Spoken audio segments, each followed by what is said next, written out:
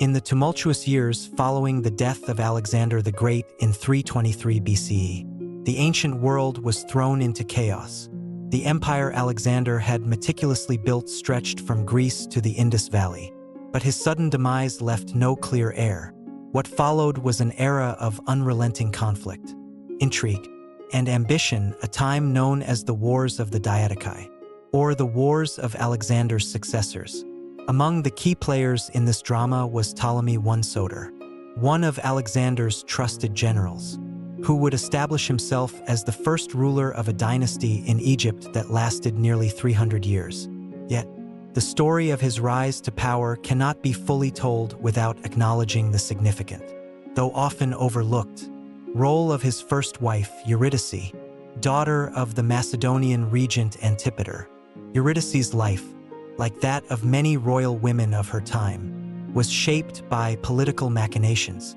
Born into one of the most powerful families in Macedonia, she was the daughter of Antipater, the steadfast regent who had governed Greece and Macedonia during Alexander's epic conquests.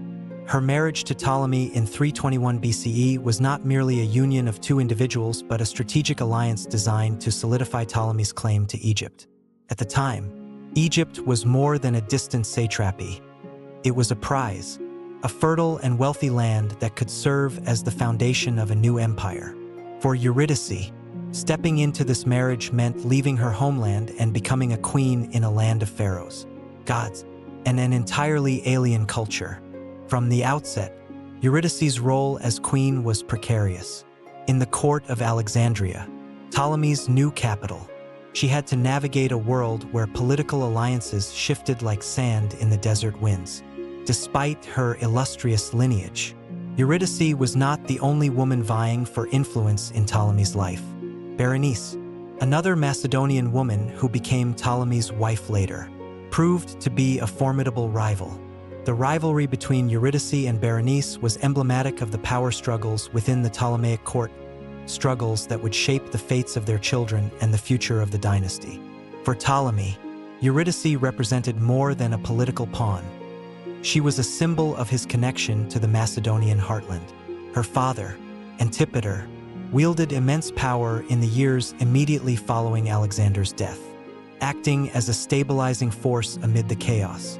By marrying Eurydice, Ptolemy secured a crucial alliance that bolstered his legitimacy in the eyes of his fellow generals and the Macedonian elite.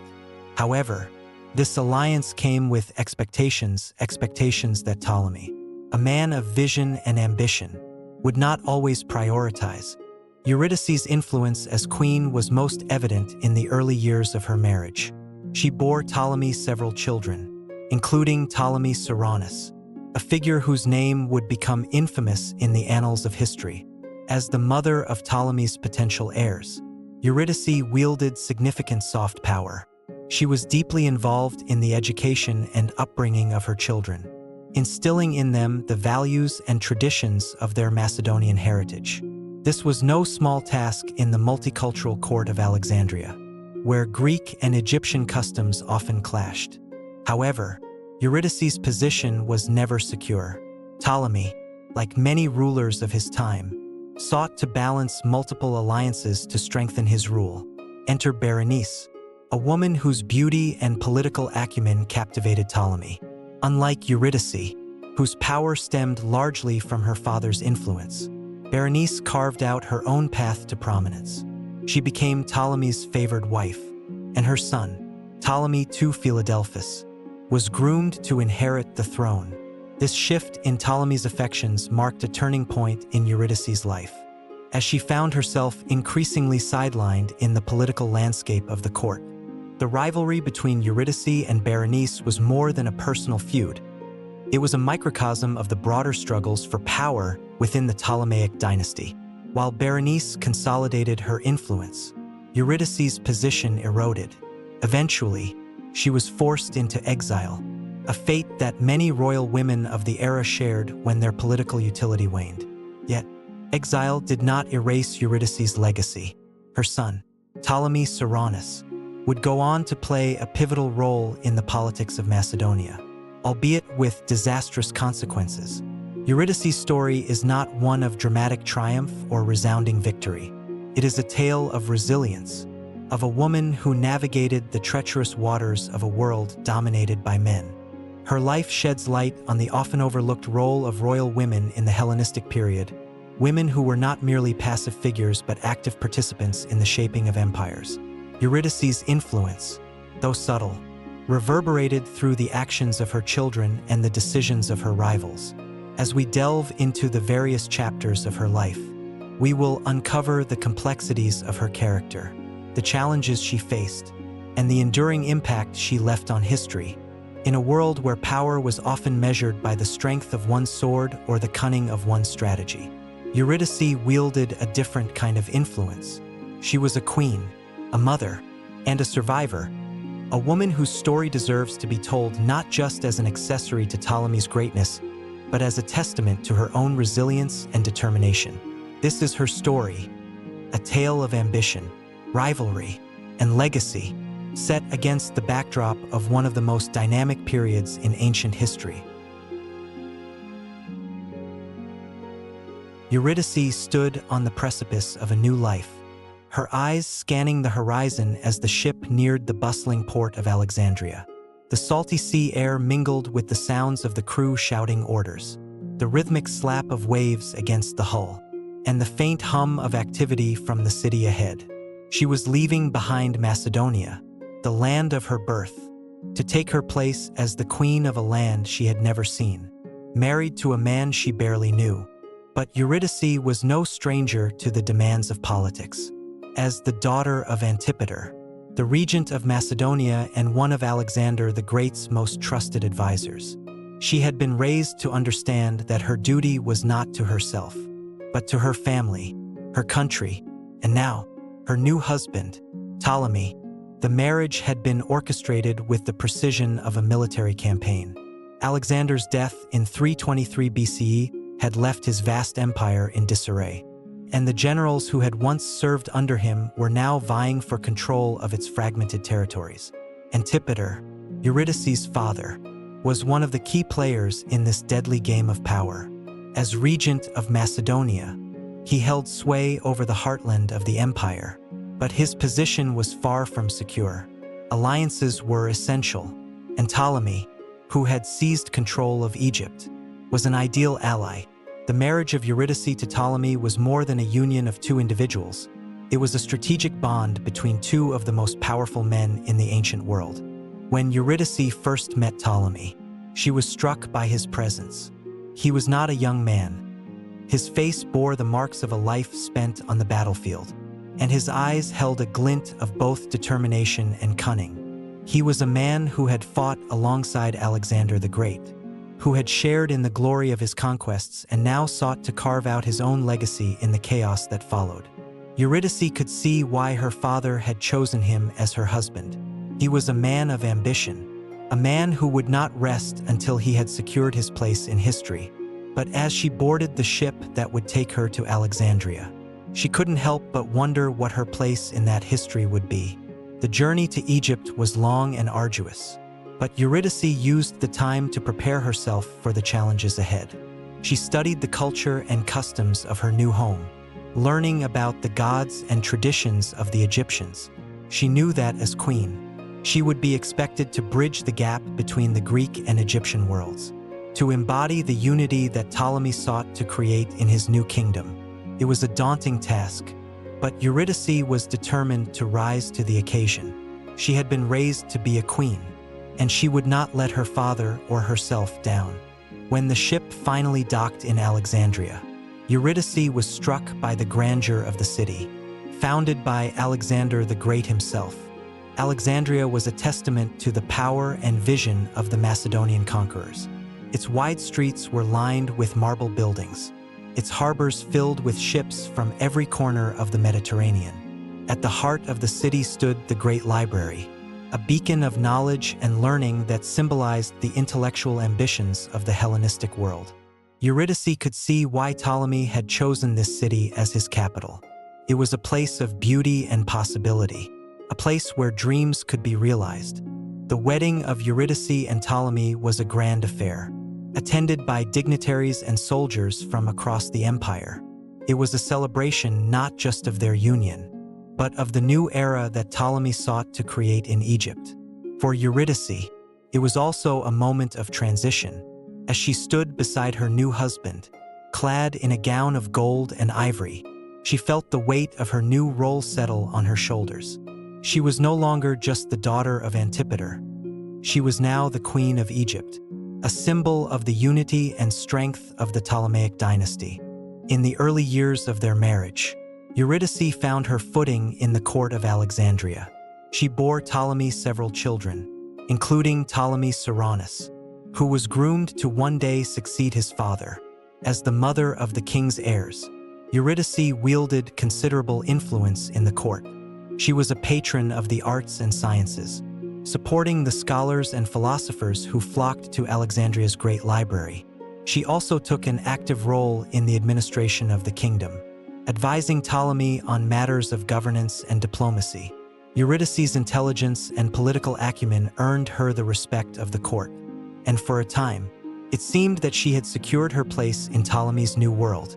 But the court of Alexandria was a place of shifting alliances and hidden rivalries, and Eurydice soon found herself facing a formidable adversary, Berenice, another Macedonian woman who had captured Ptolemy's attention. Unlike Eurydice, whose position in the court was tied to her father's influence, Berenice carved out her own path to power.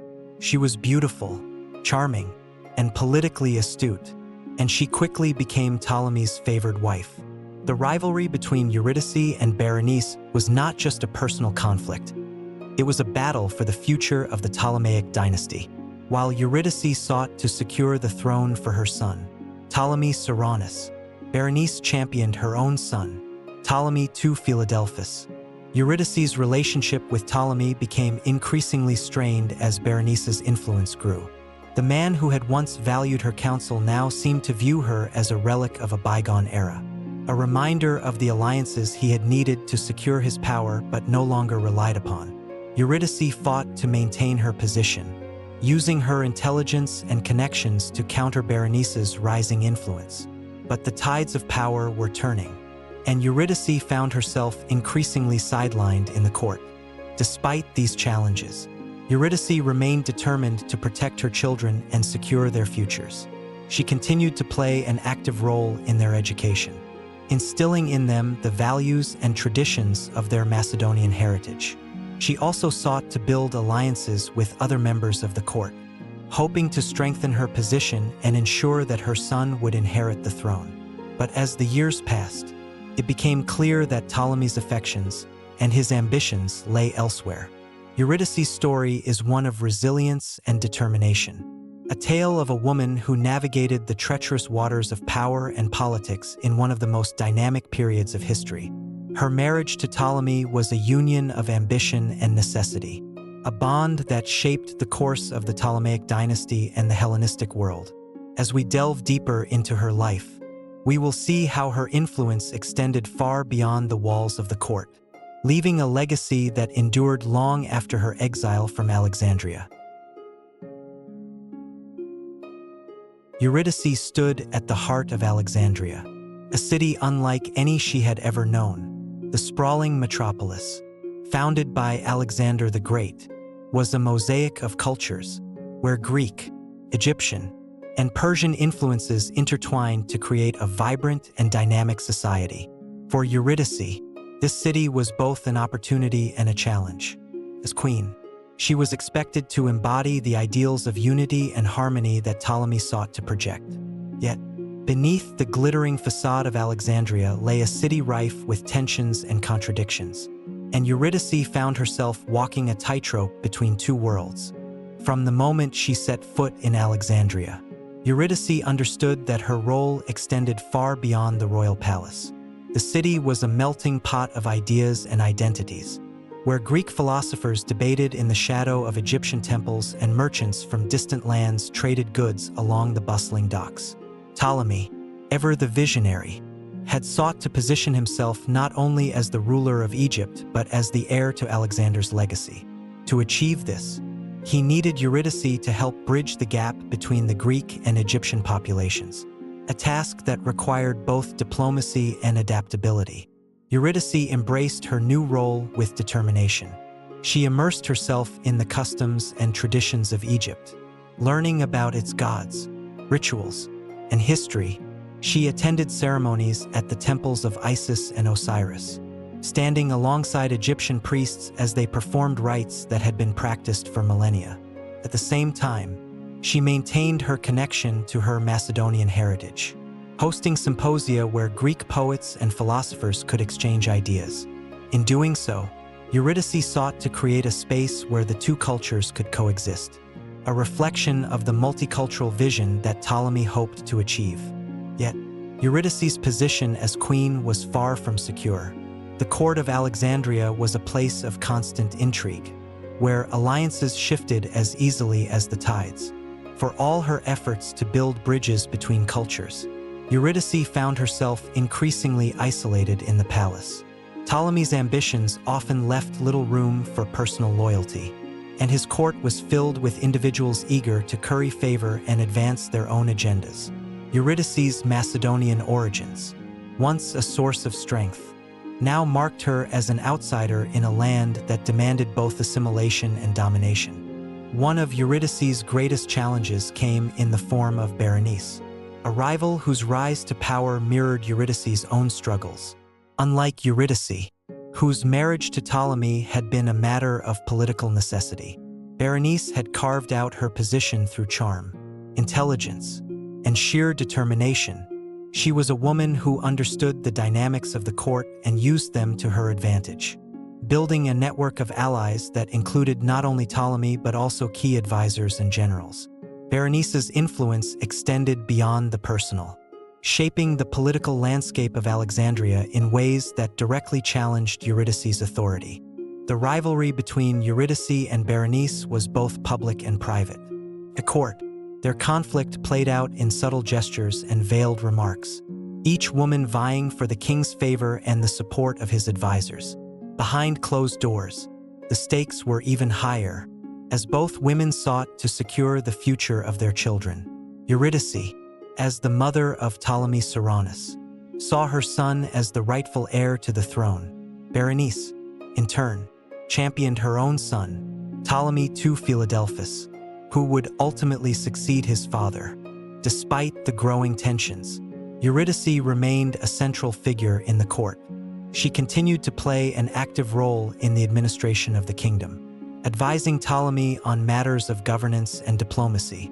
Her efforts to balance the interests of the Greek and Egyptian populations earned her the respect of many within Alexandria, even as her position was undermined by Berenice's rising influence. Eurydice's intelligence and political acumen allowed her to navigate the treacherous waters of the court. But she knew that her power was ultimately tied to Ptolemy's favor, a favor that was increasingly directed elsewhere.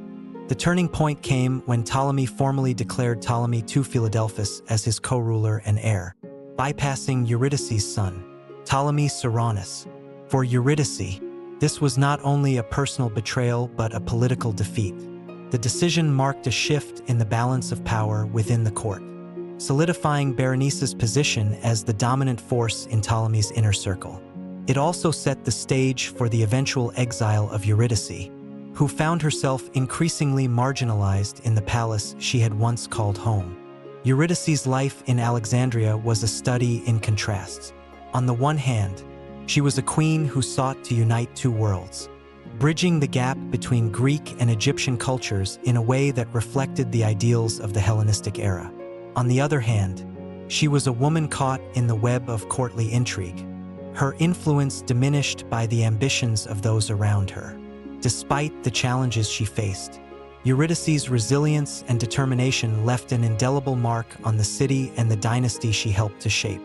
As Eurydice prepared to leave Alexandria, she looked back on the city that had become her home.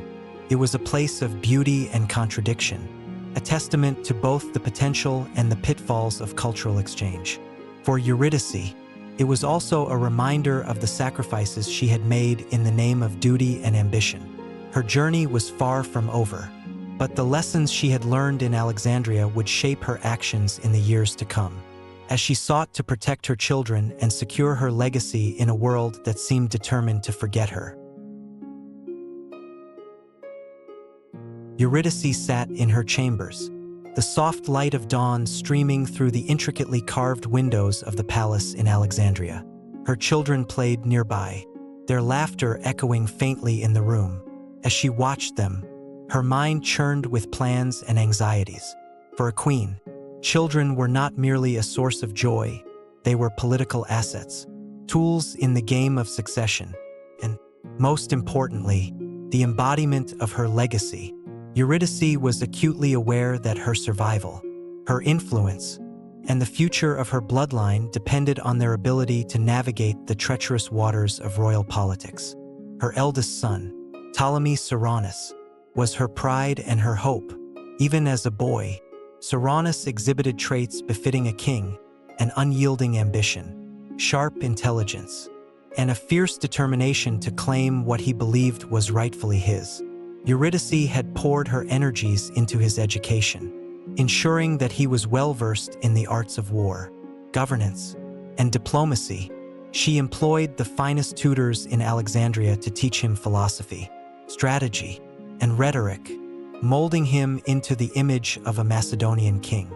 She often reminded him of their heritage, invoking the glory of Alexander the Great and the duty they bore to uphold it. But her task as a mother extended beyond nurturing her son's ambition. Eurydice understood that Ptolemy I Soter, her husband, had other plans. His growing favoritism toward his other wife, Berenice, and their son, Ptolemy II Philadelphus, posed a direct threat to her children's futures. Eurydice knew that she needed to position Ceraunus as the rightful heir to the throne, not just in the eyes of the court but in the hearts of the Macedonian elite who still held sway over the kingdom's direction. To this end, Eurydice began cultivating alliances within the court. She sought out advisors, generals, and diplomats who had served under Alexander the Great and still valued the traditional Macedonian ideals of succession. She hosted gatherings in her chambers, where discussions of philosophy and politics served as a thin veil for more pressing matters, securing the support her son would need when the time came to challenge his half-brother for the throne. Eurydice also played a significant role in the upbringing of her daughters. Unlike the boys, who were groomed for positions of power, the girls were raised to be instruments of diplomacy. Eurydice taught them the art of subtlety, the value of charm, and the importance of forging alliances through marriage. She often told them stories of the great queens of history, emphasizing the quiet yet profound influence women could wield in shaping the destinies of empires. Her daughters were her secret weapons, a testament to her understanding of power as something that could be wielded in both public and private spheres. Despite her efforts, the tension between Eurydice and Berenice grew increasingly palpable. The court was divided into factions, with Eurydice's supporters advocating for Ceraunus as the rightful heir and Berenice's allies championing the younger Ptolemy. The rivalry between the two women was no longer confined to whispered exchanges and veiled insults. It spilled into the public sphere, shaping the politics of Alexandria and the broader Ptolemaic kingdom. Eurydice often found herself at odds with Ptolemy I. Though their marriage had been a political alliance, Eurydice had once believed that they shared a mutual respect. But as Ptolemy's affection for Berenice deepened, so too did his disdain for Eurydice's attempts to assert her influence. Their arguments became frequent and heated, centered on the question of succession. Eurydice accused Ptolemy of betraying their pact, of abandoning the traditions that had secured his power in favor of a woman whose ambitions threatened to unravel the unity of the court. Ptolemy, in turn, dismissed her concerns as the jealous ramblings of a displaced queen. The turning point came when Ptolemy publicly declared Ptolemy II Philadelphus as his co-ruler and heir. The announcement was a devastating blow to Eurydice, who had spent years building a case for Ceraunus's succession. The decision not only undermined her position in the court but also set the stage for a bitter and bloody conflict between her son and his half-brother. Eurydice knew that her time in Alexandria was drawing to a close, but she refused to leave without a fight. In the weeks following the announcement, Eurydice worked tirelessly to rally her supporters. She sent secret messages to the generals stationed in Macedonia, appealing to their loyalty to Antipater, her father, and the traditions he had upheld. She sought alliances with neighboring rulers who might lend their support to Ceraunus's cause. At the same time, she continued to mentor her son, preparing him for the battles that lay ahead. She reminded him that a king was not made by titles or declarations, but by his ability to command loyalty and inspire fear. For Ceraunus, his mother's determination was both a source of strength and a heavy burden. He idolized Eurydice, viewing her as a paragon of resilience and wisdom, but he also chafed under her relentless expectations, the pressure to live up to the legacy she envisioned for him. Ceraunus was a young man of fiery temperament, prone to rash decisions and impulsive actions. Eurydice often worried that his ambition, though admirable, might lead him down a dangerous path. The final rupture came when Eurydice confronted Ptolemy in the great hall of the palace. In front of the assembled court, she denounced his decision to name Philadelphus as his heir, accusing him of betraying the trust of his people and the legacy of Alexander the Great. It was a bold move, one that earned her the admiration of her supporters but sealed her fate in Alexandria. Ptolemy, enraged by her defiance, ordered her to leave the city, exiling her to a distant province. As Eurydice prepared to leave Alexandria, she gathered her children one last time. She looked at Ceraunus, her eldest, and placed her hands on his shoulders. "You are my son," she said, her voice steady despite the tears in her eyes. "You carry within you the blood of kings and the legacy of our people. Never forget who you are. Never forget what you are capable of." With those words, Eurydice stepped onto the ship that would take her away from the city she had called home for so many years. But even in exile, she remained a force to be reckoned with. She continued to correspond with her allies, offering counsel and support from afar. Her influence, though diminished, was far from extinguished, and as the years passed, her son Ceraunus would rise to claim his place in history, a place shaped, in no small part, by the woman who had raised him. In the glittering halls of Alexandria's royal palace, where the air was thick with incense and whispers of intrigue, Berenice emerged as a force to be reckoned with. She was not born into the same prestigious lineage as Eurydice, but she wielded an influence that belied her origins. Berenice's rise was marked not by the weight of a noble name but by her unparalleled charisma, political cunning, and an unshakable determination to secure her place in the Ptolemaic dynasty. Berenice's entrance into Ptolemy I's life had been calculated, a move orchestrated as much by circumstance as by her own ambition. As a Macedonian woman of lesser nobility, she initially came to Alexandria as part of Eurydice's entourage. However, she quickly distinguished herself with her charm and sharp mind. Ptolemy, already captivated by her beauty, found in her a confidant and partner who shared his vision for the future of Egypt. Their bond grew stronger with time, and it was not long before Berenice supplanted Eurydice in Ptolemy's affections. For Eurydice, Berenice's ascension was both a personal betrayal and a political threat. The rivalry between the two women began subtly, with veiled barbs and polite dismissals in the palace corridors. But as Berenice's influence grew, so too did the intensity of their conflict. Unlike Eurydice, whose power was rooted in her father's legacy and her status as the mother of Ptolemy's eldest son, Berenice built her position through personal relationships and strategic alliances within the court. Berenice understood the dynamics of Alexandria's multicultural society in a way that Eurydice, despite her efforts, never fully could. She embraced the blending of Greek and Egyptian cultures, positioning herself as a bridge between the two worlds. Her patronage of Egyptian temples and her public support for native traditions endeared her to the local population, while her Macedonian roots ensured her continued acceptance among the Greek elite. Berenice's ability to navigate these cultural complexities made her an indispensable partner to Ptolemy, who sought to legitimize his rule over a diverse and often divided kingdom. The birth of Berenice's son, Ptolemy II Philadelphus, marked a turning point in her rivalry with Eurydice.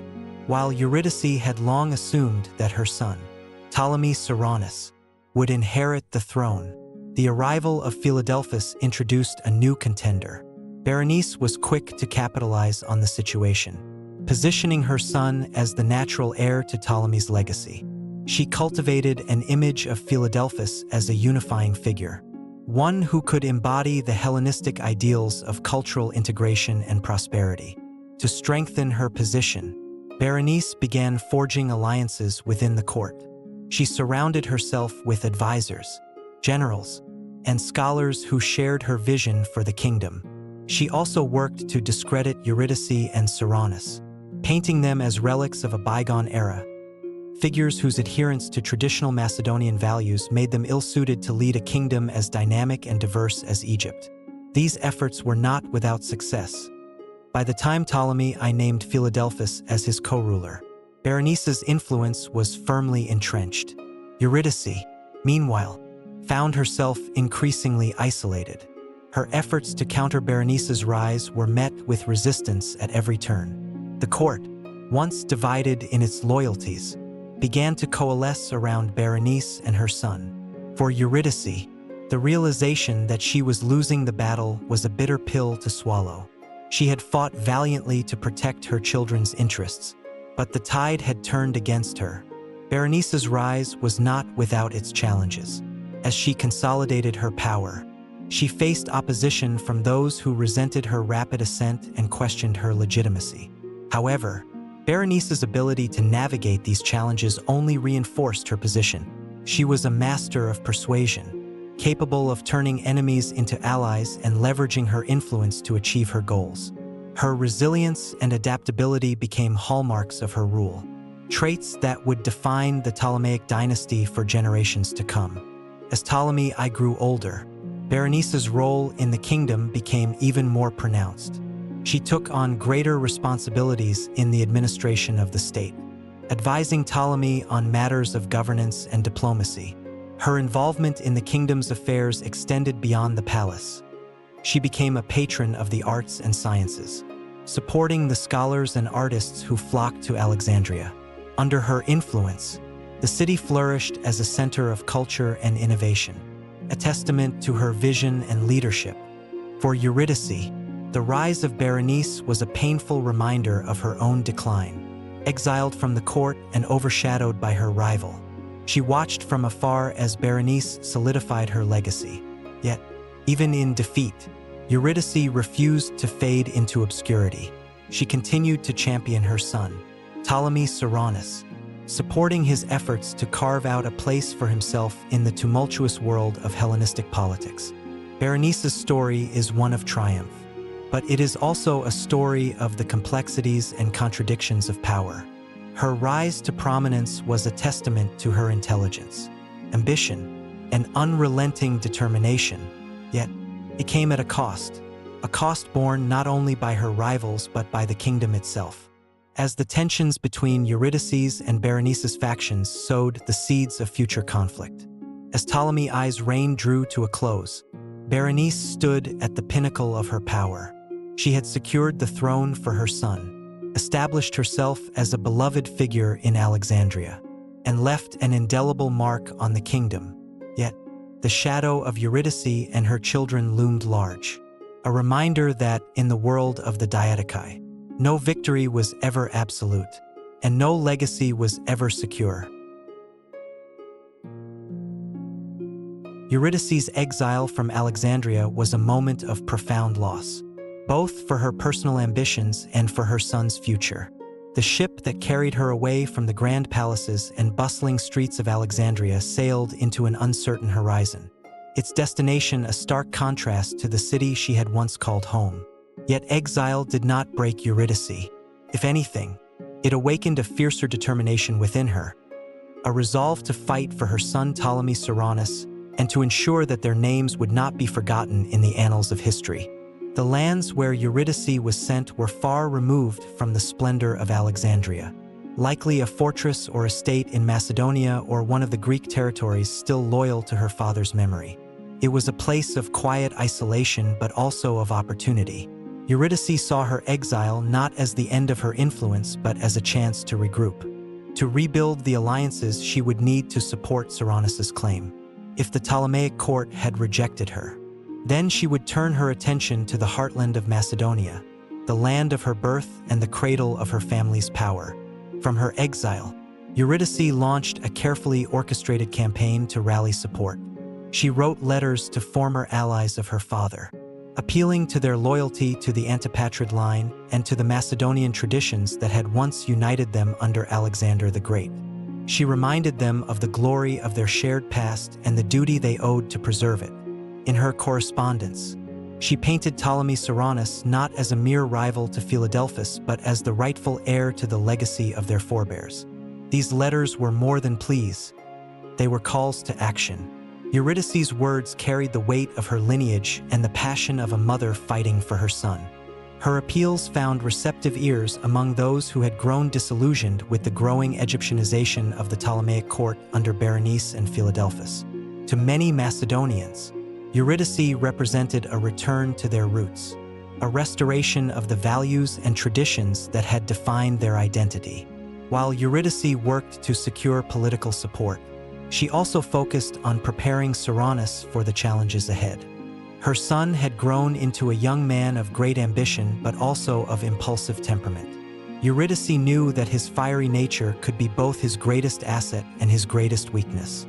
She sought to temper his impatience with lessons in strategy and diplomacy, emphasizing the importance of timing and foresight in the pursuit of power.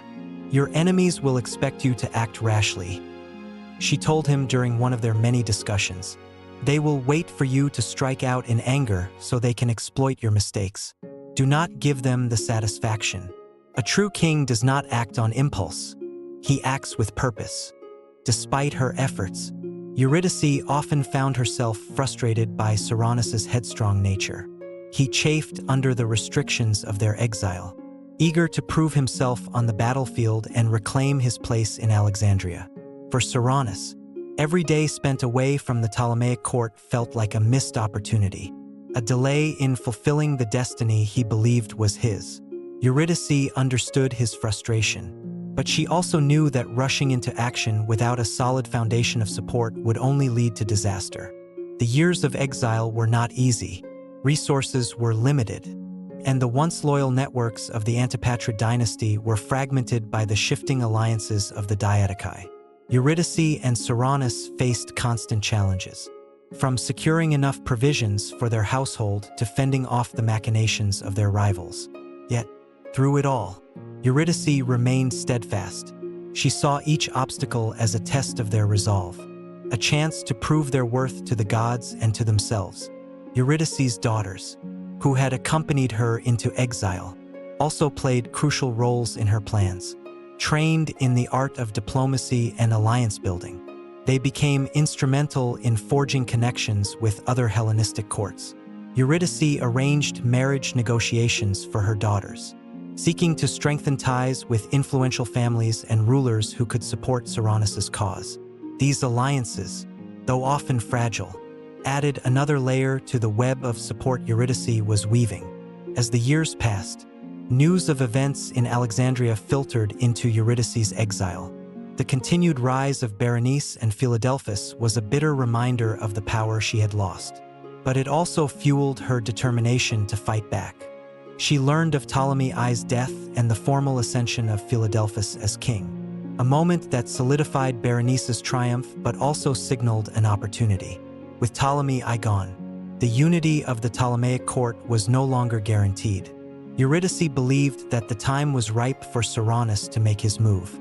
The opportunity came not in Egypt but in Macedonia, the fractious politics of the Macedonian heartland, exacerbated by the power struggles among the successors of Alexander, created an opening for Ceraunus to assert himself. Eurydice encouraged her son to focus his ambitions on Macedonia, where the memory of their family's legacy could serve as a rallying cry. She reminded him that reclaiming power in Macedonia would not only restore their status, but also provide a base from which to challenge the Ptolemaic dynasty. Eurydice's final years were marked by a mix of hope and uncertainty. She had laid the groundwork for her son's eventual rise, but she also understood the risks involved. The world of the Diadochi was a world of betrayal and bloodshed, where no alliance was ever truly secure, and no victory was ever guaranteed. Yet, even in the face of these challenges, Eurydice never wavered in her belief in her son's potential. Eurydice did not live to see Ceraunus's eventual ascent to power. Her death, though shrouded in the obscurity of history, marked the end of an era for her family. Yet her legacy endured through the actions of her children and the alliances she had forged. Ceraunus would go on to seize the throne of Macedonia, his reign a testament to his mother's relentless efforts to secure his future. Though his rule would be short-lived and tumultuous, it was a reflection of the indomitable spirit Eurydice had instilled in him. For Eurydice, exile had been more than a punishment. It had been a crucible, a place where her resilience and determination were tested and ultimately proven. She may have been cast out of Alexandria, but she was never truly defeated. Her story is one of a queen who refused to fade into obscurity, a mother who fought for her children against all odds, and a woman whose influence extended far beyond the walls of the palace she once called home. The clang of swords echoed across the training grounds as Ptolemy Ceraunus honed his combat skills. His movements precise and aggressive, each strike carried the weight of his frustration, the pent-up anger of years spent in exile. For Ceraunus, the years following his mother Eurydice's death had been a crucible, without her steadying presence. He was left to navigate the treacherous landscape of Macedonian politics on his own. Yet, even in her absence, her teachings remained etched into his mind, a constant reminder of the legacy he was destined to uphold. Ceraunus's ambition burned brighter than ever, fueled by his belief that he was the rightful heir not only to the Ptolemaic throne but also to the broader legacy of Alexander the Great. He had grown weary of waiting for an opportunity to present itself. Macedonia, fractured and unstable after decades of wars among Alexander's successors, seemed ripe for the taking. Ceraunus knew that to claim power, he would need not just military might but also a shrewd understanding of alliances and betrayal, the very tools his mother had wielded so effectively. His first step toward power came through a bold and unexpected alliance. Ceraunus approached Seleucus I Nicator, one of the most powerful of Alexander's successors and the ruler of a vast empire stretching from Anatolia to the Indus Valley. Seleucus, now an aging king, had his eyes on consolidating his dominion over Macedonia. Ceraunus, in a calculated gamble, offered his support to Seleucus in exchange for backing his claim to the Macedonian throne. It was a move that required swallowing his pride, allying himself with a man he considered a rival, but Ceraunus understood the importance of biding his time. In 281 BCE, Seleucus invaded Macedonia, defeating Lysimachus, the aging ruler of the region. With Lysimachus dead, the power vacuum in Macedonia created a golden opportunity for Ceraunus. Yet, before Seleucus could solidify his control, he was assassinated by a member of his entourage. The sudden death of Seleucus sent shockwaves through the Hellenistic world and left Ceraunus with a critical decision: seize the throne himself or risk being overshadowed once again. Ceraunus chose action. He wasted no time rallying the Macedonian elite, invoking his mother's memory and their shared Macedonian heritage to secure their loyalty. Many of these men had grown disillusioned with the constant interference of foreign powers like Seleucus and saw in Ceraunus a chance to restore Macedonian autonomy. With their support, Ceraunus declared himself king of Macedonia, taking the throne by force and securing a tenuous hold on the fractured kingdom. As king, Ceraunus faced immediate challenges. Macedonia was a land scarred by decades of warfare, its population weary and its resources depleted. To consolidate his power, Ceraunus adopted a strategy that was equal parts ruthless and pragmatic. He eliminated potential rivals within the court, purging those who might challenge his authority. At the same time, he sought to rebuild the kingdom's military strength, recruiting soldiers from the surrounding regions and forging alliances with neighboring tribes. Despite his efforts, Ceraunus's reign was marked by instability. His reputation for impulsiveness and cruelty alienated many of his allies, and his failure to secure lasting peace left Macedonia vulnerable to external threats. One such threat came from the north, where the Gauls, a confederation of tribal warriors, were making incursions into Macedonian territory. The Gauls were a formidable enemy, known for their ferocity in battle and their ability to exploit the weaknesses of their opponents. In 279 BCE, Ceraunus faced the Gauls in a decisive battle near the city of Lysimachia. Confident in his abilities and eager to prove himself as a warrior king, Ceraunus led his forces into combat, but his overconfidence proved to be his undoing. The Gauls, employing unconventional tactics and overwhelming numbers, defeated the Macedonian army. Ceraunus himself was captured and killed in the battle, his death a brutal and ignoble end to a life defined by ambition. The fall of Ptolemy Ceraunus marked a turning point in Macedonian history. His brief and tumultuous reign left the kingdom in disarray, paving the way for new power struggles among Alexander's successors.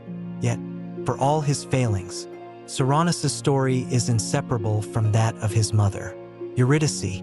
Her relentless efforts to prepare him for the throne, her sacrifices in exile, and her vision of a restored Macedonian legacy shaped the man he became.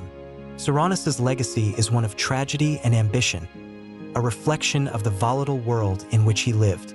His rise to power was as swift as his downfall, a stark reminder of the precarious nature of kingship in the Hellenistic era. Yet, even in death, Ceraunus's story endures as a testament to the enduring influence of his mother and the complexities of a world shaped by the ambitions of men and women striving to leave their mark on history. The death of Ptolemy Ceraunus marked not just the end of his brief and tumultuous reign, but also the lingering presence of his mother, Eurydice, in the narrative of power and legacy within the Hellenistic world.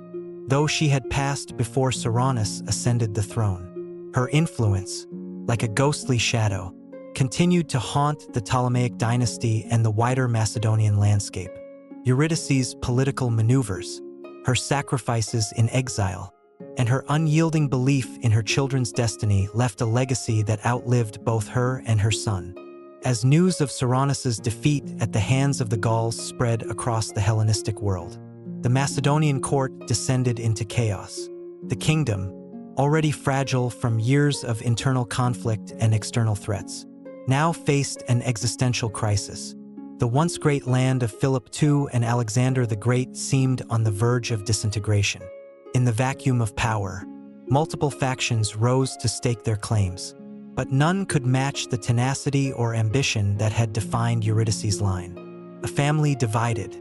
Back in Alexandria, the Ptolemaic dynasty under Ptolemy II Philadelphus stood as a stark contrast to the turmoil in Macedonia.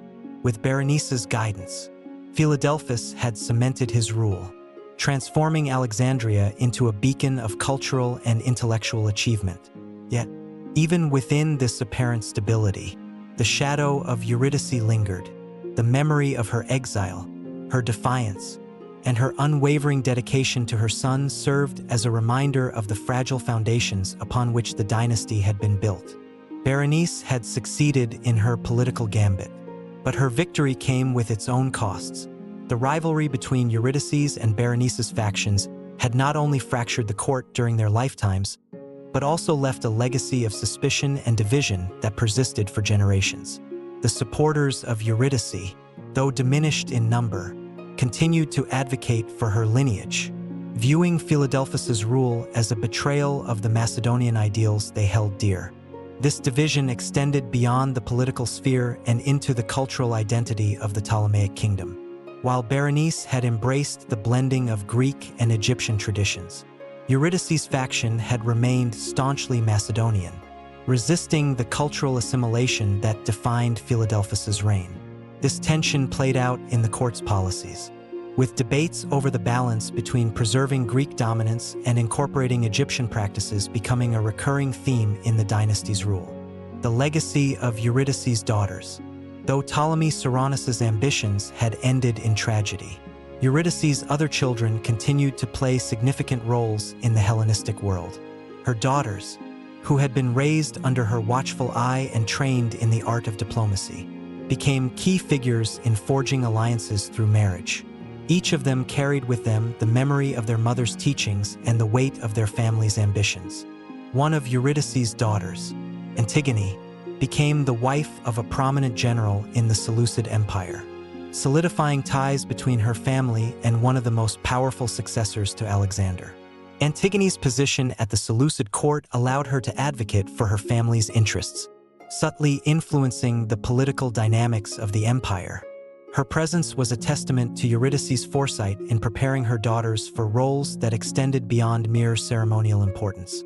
Another daughter, Olympias, played a quieter but equally impactful role in the court of Epirus, where she married into the ruling dynasty. Olympias carried with her the ideals of Macedonian tradition, instilling them in her children and ensuring that the legacy of her mother's line continued in yet another corner of the Hellenistic world. Through these marriages, Eurydice's daughters became agents of influence, extending the reach of her legacy far beyond the confines of Alexandria and Macedonia. Their positions in foreign courts served as reminders of the interconnectedness of the Hellenistic kingdoms and the enduring impact of Eurydice's vision. The memory of Eurydice. Eurydice's story did not end with her exile or even with the death of her son.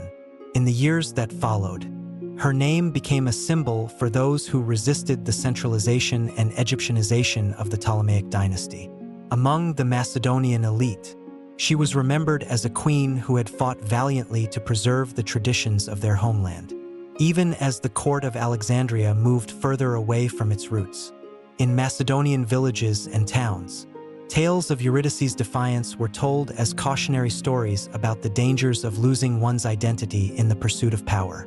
Her life was portrayed as both a tragedy and a triumph, a testament to the resilience of a woman who refused to surrender to the forces that sought to erase her influence.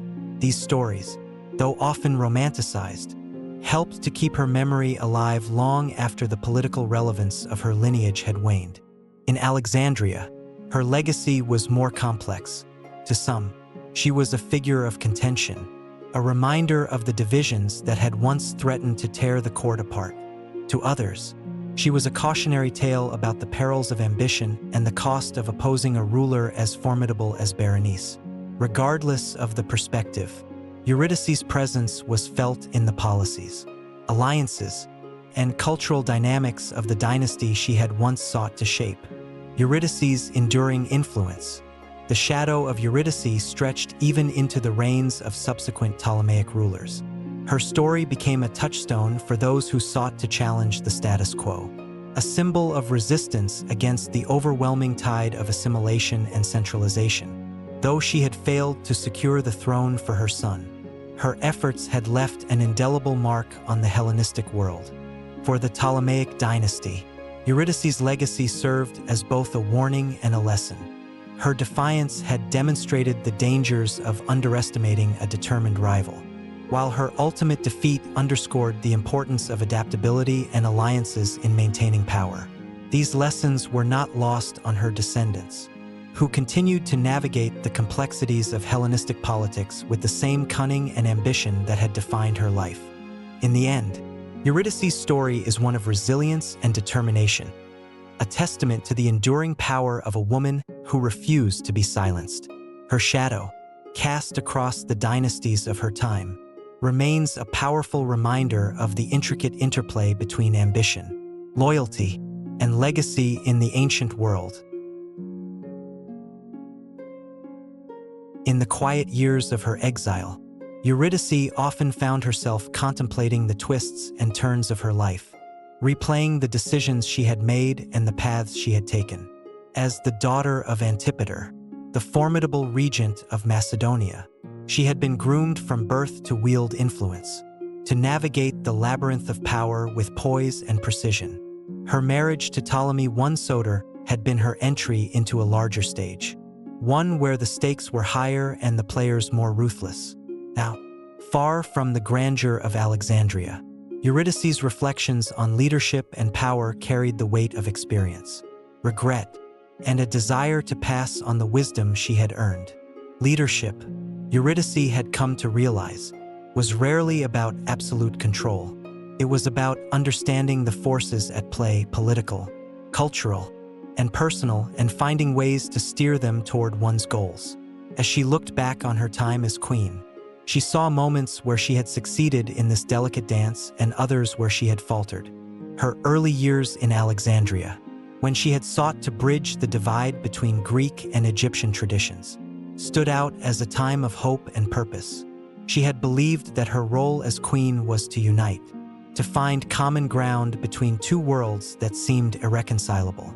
Yet, her failure to fully integrate herself into the Egyptian court had ultimately cost her the influence she needed to sustain that vision. Eurydice often thought about her rival, Berenice, and the lessons she had learned from their conflict. Berenice had understood the art of adaptation in a way that Eurydice had not. Where Eurydice had clung to the traditions of her Macedonian upbringing, Berenice had embraced the fluidity of Hellenistic culture, positioning herself as a bridge between worlds. Eurydice could not deny the brilliance of Berenice's strategy, even as she resented the consequences it had brought.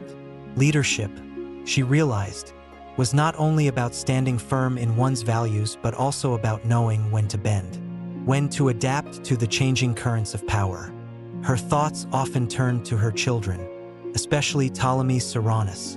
She had poured so much of herself into preparing him for leadership, shaping him into the image of a king she believed the world needed. Yet, Ceraunus's fiery temperament and impulsive nature had proved to be his undoing. Eurydice wrestled with the question of whether she had pushed him too hard, whether her expectations had driven him to make choices that led to his downfall.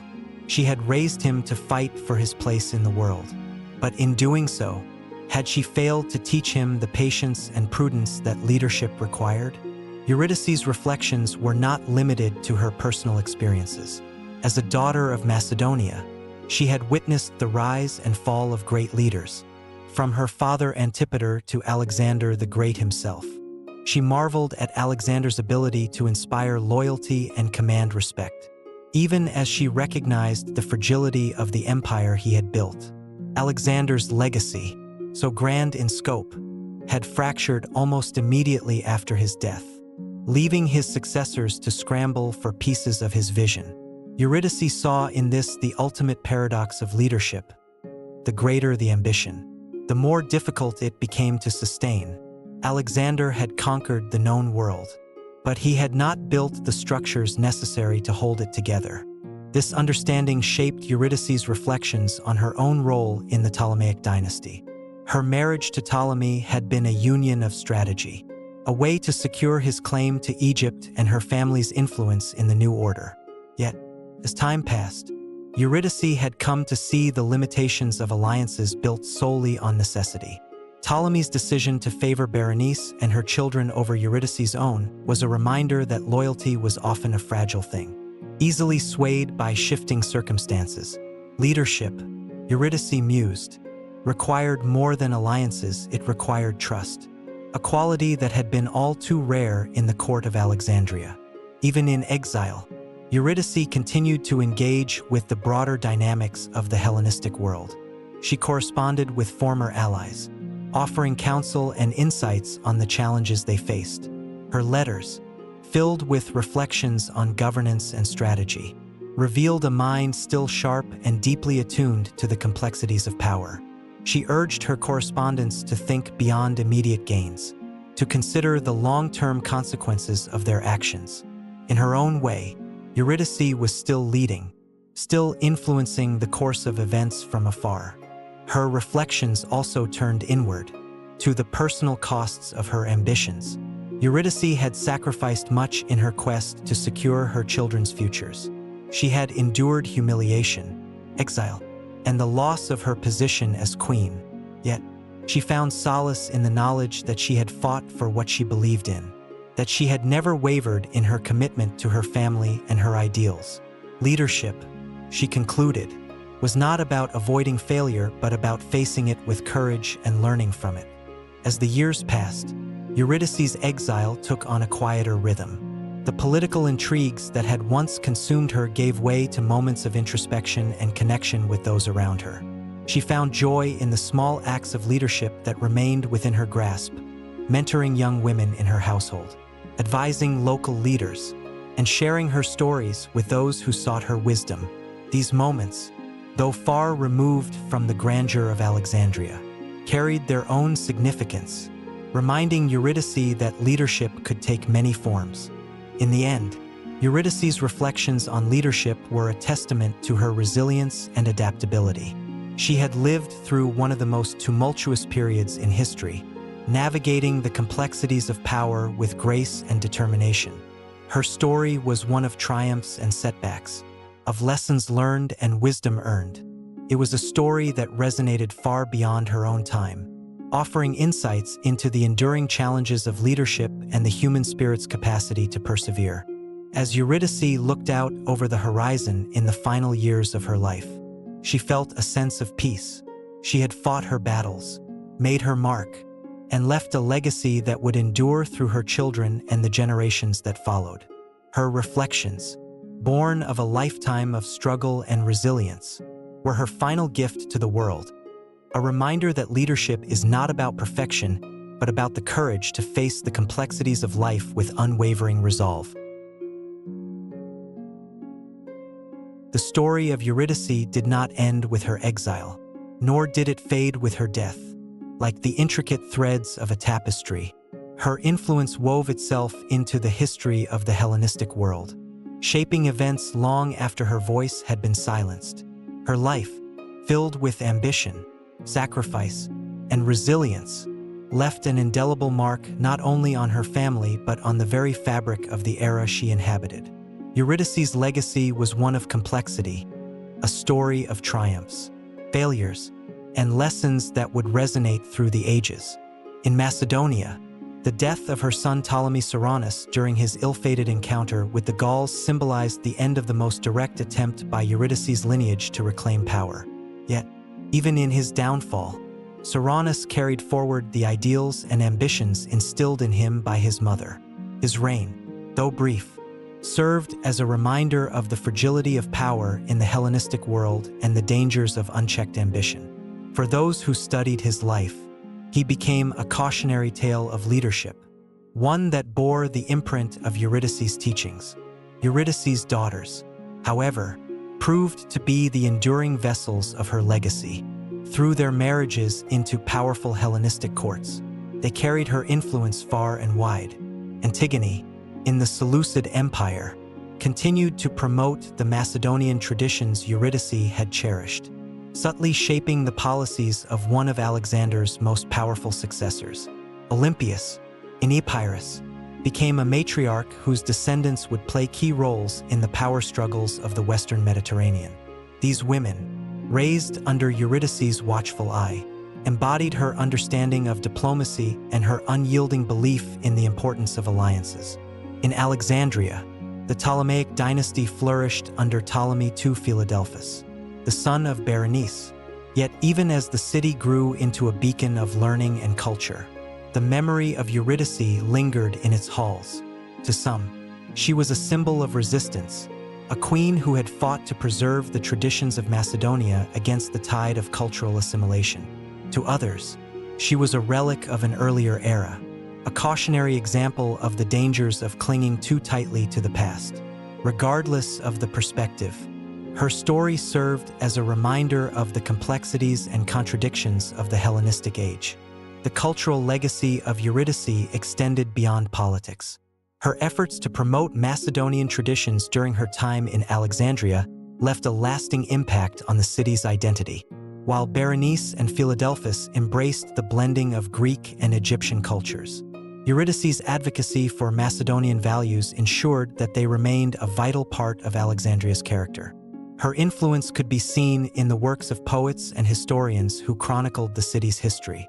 in the ceremonies that honored both Greek and Macedonian gods, and in the memories of those who had served in her court. Eurydice's story also resonated beyond the Hellenistic world, becoming part of the larger narrative of queenship and leadership in antiquity. Her life was studied by historians and philosophers who sought to understand the role of women in the corridors of power. To some, she was a tragic figure, undone by forces beyond her control. To others, she was a model of resilience and agency, a queen who refused to be silenced even in the face of exile. Her story inspired countless reflections on the nature of power, loyalty, and the sacrifices required to lead. As the centuries passed, Eurydice's legacy took on new dimensions. In the Roman era, when Alexandria became a jewel in the empire's crown, her story was revisited as part of the city's storied past. Roman writers, fascinated by the dramas of the Hellenistic world, painted Eurydice as a figure of both strength and tragedy, a queen whose ambitions had shaped the course of history. Her life became the subject of plays, poems, and histories, each retelling adding new layers to her enduring myth. Even today, Eurydice's life serves as a source of inspiration and reflection. Her story reminds us of the challenges faced by women in positions of power, of the sacrifices required to fight for one's beliefs, and of the enduring impact of leadership in all its forms. In a world that often sought to diminish her, Eurydice stood tall, leaving a legacy that transcended her time and place. In the end, Eurydice's life was not defined by a single moment or achievement, but by the totality of her journey. She was a daughter, a wife, a mother, and a queen, a woman who navigated the complexities of power with intelligence and grace. Her story, like the history of the Hellenistic world itself, is one of contrasts and contradictions, of triumphs and tragedies, and it is in these complexities that Eurydice's true legacy lies, as a symbol of the enduring struggle for agency, identity, and influence in a world shaped by the ambitions of many. As the sands of time continue to shift, the shadow of Eurydice endures, a reminder that even in exile, even in defeat, the spirit of leadership and resilience can leave an everlasting mark.